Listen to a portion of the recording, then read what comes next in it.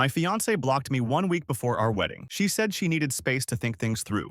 Hey viewers, real quick, only 8% of you watching are subscribed, and the channel is kind of stuck right now. If you enjoy these stories, hitting that subscribe button would really help us keep going. Thanks. I'm 27-year-old Tyler, typing this while my ex-fiancée Emma sits in her car outside my new apartment, honking and demanding I talk to her. This happened 8 days ago, and I'm still amazed at how fast you can dismantle an entire life when someone forces your hand. Last Monday morning, I woke up to find myself blocked on everything: Emma's phone, Instagram, Facebook, even LinkedIn. Complete radio silence from the woman I was supposed to marry in 8 days. I thought it was a mistake at first, maybe her phone got hacked or something. But then I got a text from her sister Jen saying Emma needed space to think things through before the wedding and would contact me when she was ready. 8 days before our wedding, with 120 guests confirmed, deposits paid, and my parents flying in from across the country, I called Jenna immediately. She said Emma was just having last-minute doubts, and it was normal. I told her that blocking your fiancé 8 days before the wedding isn't normal. It's abandonment. Jenna said Emma just needed a few days to clear her head. I asked where she was staying. Jenna said she couldn't tell me, so Emma had vanished, blocked me everywhere, and was having her sister play messenger. 8 days before our wedding, I sat in our apartment. Technically, both our names were on the lease, but I'd been paying all the rent for the past 6 months since Emma quit her job to focus on wedding planning. I tried to process this. Emma and I had been together for 3 years, engaged for 10 months. We'd planned this wedding together, picked out everything together, and been excited about it for months. And now, she needed space to think. 8 days before walking down the aisle, I called my best man, Alex. He said if someone blocks you a week before your wedding, that's not cold feet, that's an answer. Alex was right. Emma had given me an answer without having the courage to say it directly. I spent Monday afternoon making the hardest calls of my life. The venue said, with less than 2 weeks' notice, I'd forfeit the entire deposit and 75% of the remaining balance. Total loss of about $8,500 out of $12,000. The caterer was slightly more generous. Only a 70% loss because they might be able to resell some food orders. Photographer, DJ, florist. Everyone was shocked by the timing, but everyone had ironclad contracts. By Monday evening, I'd lost almost $20,000, canceling a wedding that Emma had decided she didn't want. Tuesday morning, I tackled the guest situation. I created a group email to everyone invited, saying due to unforeseen circumstances, the wedding was canceled, and we apologized for any inconvenience with travel arrangements. I hit send without consulting Emma. Her choice to block me meant she'd forfeited her input on wedding decisions. Then I went to her closet. Her wedding dress was hanging there in its garment bag, waiting for Saturday $2,000 of silk and lace that would never see an altar. I called the local women's shelter. They had a program that helps women who can't afford wedding dresses. I dropped it off that afternoon. I also started boxing up Emma's stuff. Since she abandoned the apartment, I figured she was making her living situation permanent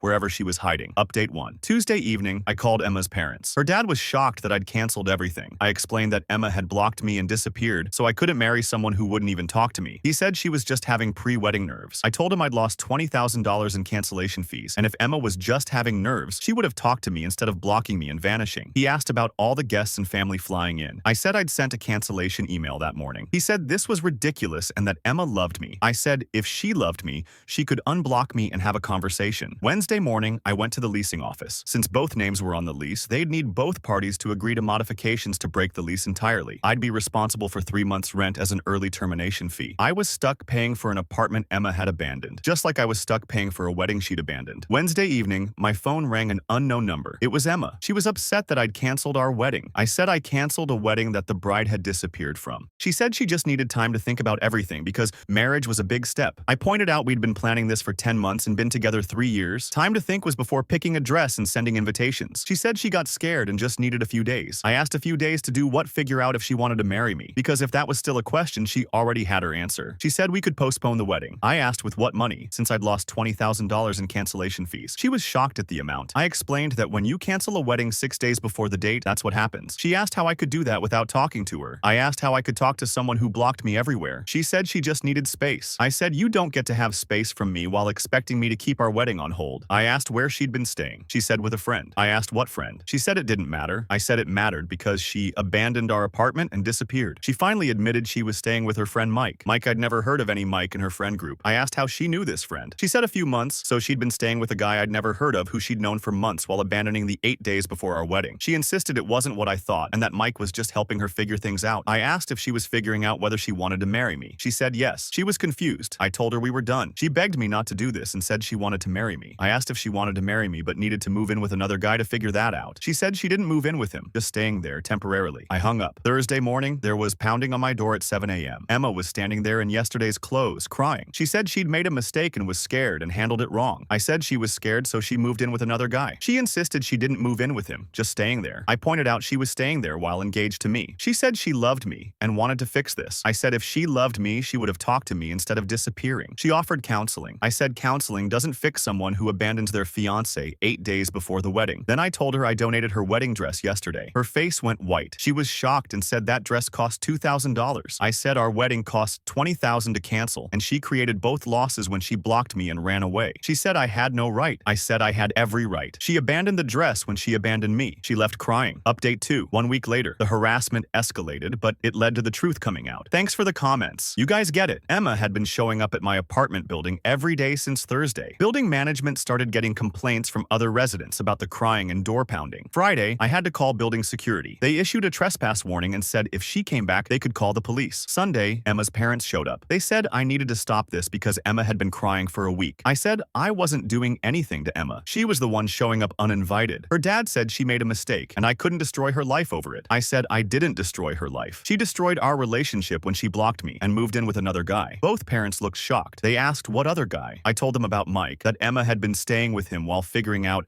if she wanted to marry me. Her mom said Emma told them she was staying with her friend Sarah. I said no, she was staying with Mike, a guy she'd known for a few months who had never heard of. I said they could draw their own conclusions about whether Emma was cheating. Monday, Emma showed up at my work. She said she'd explain everything about Mike and it wasn't what I thought. I said this wasn't appropriate at my workplace. She said Mike was just a friend helping her work through her feelings. I asked if you move in with someone just to talk. She insisted she didn't move in with him. I said she'd been staying at his place for over a week. She said it was temporary. I asked what her relationship with Mike was. She said they were friends. I asked if Mike was just a friend helping with wedding anxiety. Why didn't she tell me about him? Why didn't she tell her parents she was staying with him? She said because she knew I'd react like this. I said I was reacting like someone who doesn't want his fiancé living with other men. She called me jealous and controlling. I said I was being someone who doesn't want to marry a woman who disappears and moves in with strange men when she has doubts. Tuesday, I got my answer about Mike. Alex called and said he'd seen Emma at the mall with some guy, and they weren't acting like just friends. They were holding hands, kissing, looking like a couple.